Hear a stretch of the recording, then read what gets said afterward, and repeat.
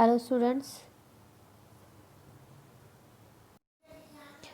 पिछले लेक्चर में हमने शमशेर बहादुर सिंह जी के बारे में पढ़ा था कि प्रगतिवादियों और नई कवितावादियों के बीच शमशेर बहादुर सिंह की कविता जो है वो एक अलग पहचान रखती है। प्रेम, प्रकृति, नारी सौंदर्य, व्यक्ति, समाज, राजनीति और संघर्ष आदि जो है वो शमशेर की कविता के विषय हैं।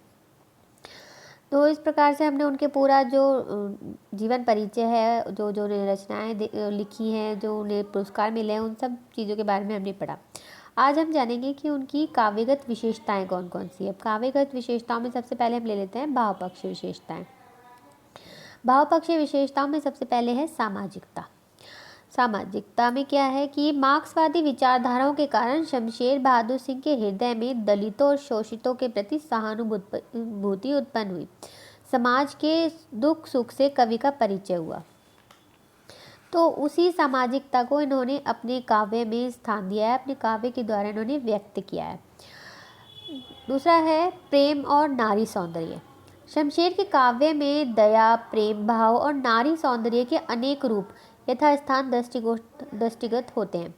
इनके जो फ्राइड के काम सिद्धांत में भी आस्था थी। यही कारण है कि इन्होंने प्रतीक आदि के द्वारा प्रेम और उसके सौंदर्य को प्रकट किया। नेक्स्ट है व्यक्ति और समाज।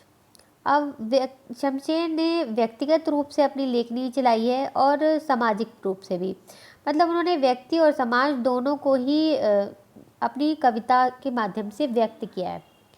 नेक्स्ट है राष्ट्रीयता। शमशेर की कविताओं में राष्ट्र भाव है, देशभक्ति से ओतप्रोत उनकी जो कविताएं रहती हैं। जैसे कि हम एक कोटेशन ले लेते हैं यहाँ पे, जो ये व्यक्त करती है कि उनकी जो काव्य है उसमें राष्ट्रीयता किस प्रकार झलकती है। मैं भारत गुण गौरव गाता, श्रद्धा से उनके कण कण को उन्नत माथ नवाता। इन लाइनों में पता चल रहा है कि उन्होंने जो है राष्ट्रभक्ति को भी, राष्ट्रीयता को भी अपने काव्य में स्थान दिया है। नेक्स्ट है संवेदनशीलता। शमशेर की कविताओं में भावों की संवेदनशीलता है और सूक्ष्मता का गुण विद्यमान है। उन्होंने हर एक जो भी कहना चाहिए कमज़ोर तबका होता है, जो मजदूर वगैरह जो होते हैं, मजदूर, किसान, इनके ऊपर भी अपनी लेखनी चलाई है। जैसे कि यहाँ पे हम एक उदाहरण के तौर पर समझ लेते हैं। वह मजदूर किसानों के स्वर कठिन हठी कवि है, उनमें अपना हृदय मिलाओ, उनके मिट्टी के तन में अधिक आग है, अधिक ताप। इन लाइनों से पता चलता है कि उनमें कितनी संवेदनशीलता है। वो किसानों और मजदूरों के बारे में सोच रहे हैं, उन्हें उनके प्रति अपने विचार व्यक्त कर रहे हैं। यही उनकी संवेदनशीलता है। नेक्स्ट है प्रकृति प्रेम। प्रकृति और प्रेम का शमशेर की कविताओं में निरंतर आवागमन है। दूब शीर्षक कविता में कवि ने प्रकृति के यथार्थ वर्णन किया है और उनकी जो प्रकृति वर्णन है उनके काव्य में स्पष्ट दृष्टिगोचर होती है। अब बात करते हैं रस योजना के बारे में। उनके काव्य में कौन कौन से रस उन्होंने प्रयोग किए हैं। श्रृंगार, करुण आदि रसों के छींटे कवि के काव्य में यथातथ द्रष्टव्य हैं। मतलब उन्होंने श्रृंगार और करुण के जो रस हैं उनके काव्य में अपने आप ही दिखाई देते हैं, स्पष्ट दिखाई देते हैं।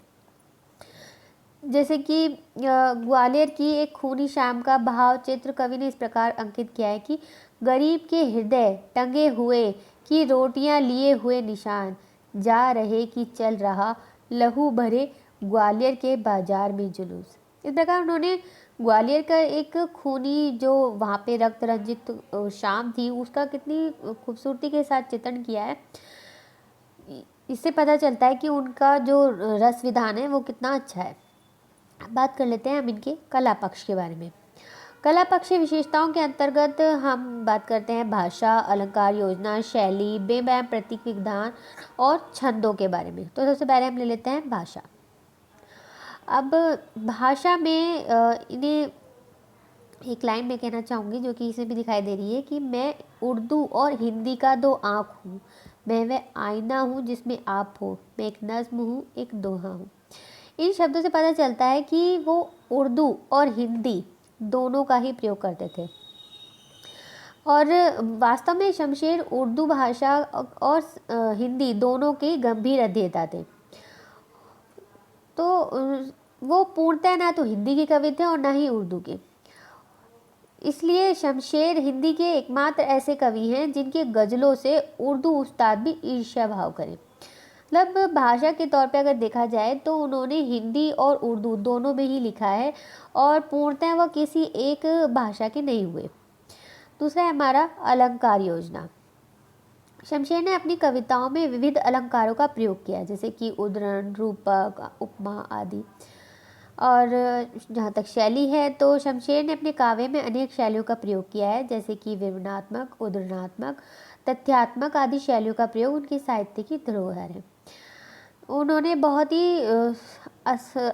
ही सिंपल तरीके से भी लिखा है और बहुत खोल कर भी कहा है, मतलब हर तरह की शैली उन्होंने प्रयोग की है। बात करते हैं बिंब एवं प्रतीक विधान की। शमशेर की कविता में संक्षिप्तता, सूक्ष्मता, मौलिकता और सुघर शब्दों का प्रयोग बिंबात्मक योजना बना देता है। उनकी कविता में शब्द चित्र की उपस्थिति कविता को सुंदरता प्रदान करती है। जैसे कि अमन का राग नामक कविता में प्रतीक का यह सुंदर उदाहरण दृष्टव्य है कि मुझे अमेरिका का लिबर्टी स्टैचू उतना ही प्यारा है जितना मास्को का लाल तारा। मतलब उन्होंने अपने काव्य में बिंबों की बहुत ही खूबसूरत योजना की है, बहुत ही सरल और व्यापक योजना की है, जो कि उनके शब्दों के माध्यम से, उनकी संक्षिप्तता, मौलिकता के जो शब्दों का उन्होंने प्रयोग किया है उसे स्वयं ही आ गई है। अब छंद की बात कर लेते हैं। छंद योजना के अंतर्गत शमशेर बहादुर सिंह जी ने जो नवीन छंदों का प्रयोग किया है और छंदयुक्त कविता के साथ साथ उन्होंने गज़ल और रुबाइयों की भी रचना की। उनकी छंद विधान योजना में उनके मुक्त छंद भी कहीं कहीं चमत्कार प्रदर्शित करते हैं। तो इस प्रकार से हम देखते हैं कि उनकी जो काव्य रचना है उसमें भाव पक्ष और कला पक्ष दोनों ही बहुत ही सुदृढ़ हैं और बहुत ही मजबूत हैं। और ये कहा जा सकता है कि यथार्थ के प्रति आग्रह रखने वाले प्रयोगवादी कवियों में शमशेर सिंह बहादुर का विशेष स्थान है।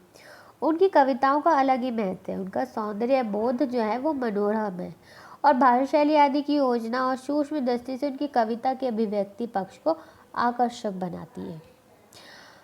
अब बात करते हैं उनकी कविताओं के बारे में। कविताएं जो हमारे कोर्स में लगी हुई हैं वो हैं उषा, लौटा ओ धार, एक पीली शाम, अमन का राग, गजानन, माधव मुक्ति बोध की मृत्यु पर गज़ल। इन पांचों के बारे में हमने पढ़ना है और जानना है कि ये शमशेर बहादुर सिंह जी की किन किन कविता संग्रह का हिस्सा है और कब कब प्रकाशित हुई। और साथ ही ये भी हमारे लिए जानना ज़रूरी है कि इनमें कवि ने क्या कहा है। तो सबसे पहले हम ले लेते हैं उषा, जो कि इनकी कुछ कविताएं नामक कृति से ली गई है और इसका प्रकाशन वर्ष है 1956।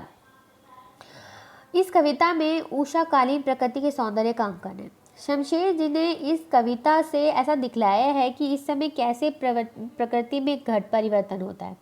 पहले आकाश नीले शंख सा होता है, फिर वह आर्द्र हो उठता है जैसे चौके को राख से लीपा गया हो, फिर उस पर हल्की सी लालिमा छाती है जैसे जरा से लाल केसर से काली मिर्च को धो दिया गया हो।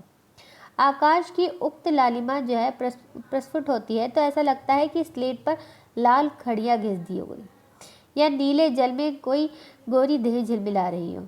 ये सूर्योदय का क्षण है जो उषा काल के सौंदर्य के जादू को तोड़ देता है। इस प्रकार आप देख सकते हैं कि उषा जो है वो प्रकृति से संबंधित रचना है जिसमें इन्होंने सूर्योदय से संबंधित अपनी विचार व्यक्त किए हैं, अपनी भावनाओं को व्यक्त किया है। नेक्स्ट है जो इनकी कविता है वह है लौट आओ धार। ये जो कविता है ये ली गई है कुछ और कविताएं से और इसका जो प्रकाशन वर्ष है वह है 1961। इस लघु कविता में अपने जीवन के बीते हुए सुखद दिनों को उन्होंने याद किया है। समय की धारा उन दिनों को बहा कर ले गई है। कवि उन्हें लौटाना चाहता है जो कि संभव नहीं है। उनके हृदय पर संध्या काल में दुख के पत्थर टूट टूट कर गिर रहे हैं। वह अपने को समय की एक लंबी आह के रूप में देखता है, चाहता है कि फूल की जो पंखड़ी समय के साथ झड़ गई है वह फिर से उसमें लग जाए, जो कि हो नहीं सकता। लिहाजा वह अपने को एक अन्य पुरुष के रूप में देखता है जो धूल में गिरे हुए फूल को उठाकर चूमता है। इस प्रकार वैसे तो इसके नाम से ही पता चल रहा है कि लौट आओ धार, कि पुरानी जो यादें हैं उनको कवि याद कर रहा है इस कविता में। नेक्स्ट है पीली शाम, एक पीली शाम। ये ली गई है कुछ कविताएं से और इसका जो प्रकाशन वर्ष है वो 1961। एक पीली शाम एक शोक कविता है जिसका संबंध कवि की पत्नी से है, जिसकी मृत्यु विवाह के 5-6 वर्षों के बाद ही क्षय रोग के कारण हो गई थी। कवि मृत्यु के 18 वर्षों बाद इस कविता में अपनी पत्नी को याद कर रहा है। शाम का वक्त है, शाम जैसे पल भर के एक ऐसे पत्ते की तरह है जो कि बस गिरने वाला है। स्पष्ट है वे प्राकृतिक पृष्ठभूमि मृत्यु की ओर संकेत करती है। कवि के सम्मुख उनकी जो पत्नी है उसका मलान मुख कवि को याद आ रहा है। उसे लगता है कि उस मलिनता का कारण वह चिंता है जो उसमें वे सोचकर उठी है कि उसके मरने के बाद उसके पति का क्या होगा। यानी कि कवि को जो याद आ रही है अपनी पत्नी का शोक युक्त चिंता युक्त चेहरा याद आ रहा है और उसको लगता है कि उस चिंता का कारण ये है कि उसकी पत्नी ये सोच रही है कि उसके मरने के बाद उसके पति का क्या होगा। कविता के दूसरे छंद में शमशेर कहते हैं कि उसकी पलकें अब शिथिल हो आई हैं, जिनमें कहीं वासना का नाम नहीं है। यदि उनमें कुछ बचा है तो सिर्फ पति पत्नी के प्रति स्नेह का काजल। यानी कि वो कह रहे हैं कि दूसरे जो कविता का जो दूसरा हिस्सा है उसमें कवि सिर्फ अपने स्नेह का वर्णन कर रहा है और कह रहा है कि उसमें एक आंसू अटका हुआ है, जो यदि गिरा तो कवि को ऐसा लगेगा कि संध्या के आकाश से कोई तारा टूटा है। नेक्स्ट है अमन का राग, जो कि कुछ और कविताएं से ली गई हैं और इसका वर्ष भी 1961 ही है।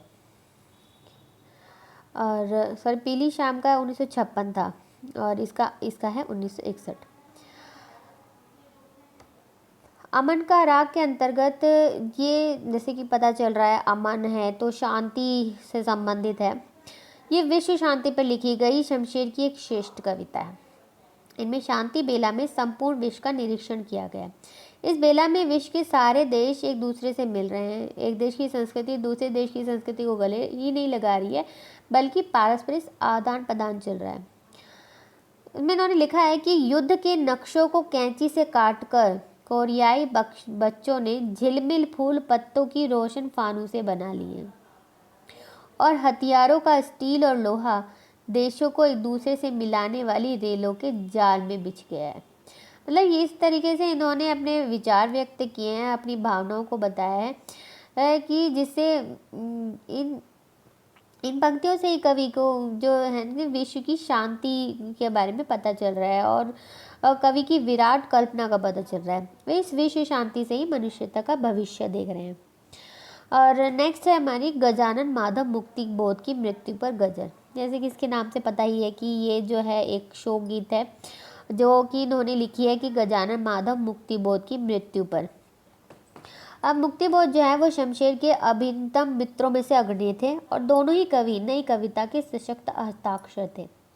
वे आकस्मिक नहीं है कि मुक्तिबोध की जो अकाल मृत्यु से शमशेर को के हृदय को बहुत ही ज़्यादा आघात हुआ और ये एक हृदय विदारक घटना थी जो कि शमशेर बहादुर सिंह के जीवन में हुई थी। और शमशेर जो है मृत्यु को बहुत करीब से देखा उन्होंने और पल पल क्षय से ग्रस्त मृत्यु के अंक में समाती हुई पत्नी को देखा था। इसीलिए उनके लिए ये शमशेर बहादुर ये मुक्तिबोध की जो मृत्यु है वो उन्हें बहुत ज़्यादा आघात देती है। तब एक मित्र का इस तरह से चले जाना कवि हृदय पर व्रजाघाती था।